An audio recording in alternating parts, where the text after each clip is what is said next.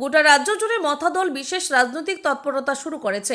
বিশেষ করে এই সময়ের মধ্যে এডিসি এলাকার আসন্ন ভিলেজ নির্বাচনকে সামনে রেখে বিভিন্ন জায়গায় তৎপরতা পরিলক্ষিত হচ্ছে।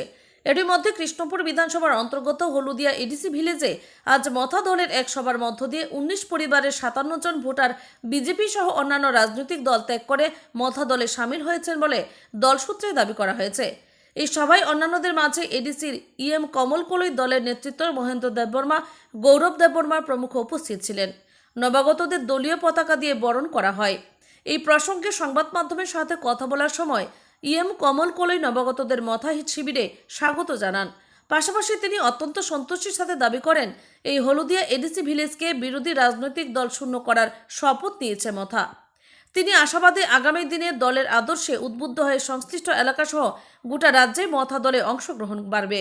রাজ্য সরকারের শরিক হয়েও যেভাবে বিজেপি দলকে পাহাড়ে মথা বিরোধী হিসেবে দেখছে, এই বিষয়টা রাজ্যের রাজনৈতিক আবহে তাৎপর্যপূর্ণ বিষয়, এতে সন্দেহ নেই। ব্যুরো রিপোর্ট, আমার ত্রিপুরা এক্সপ্রেস।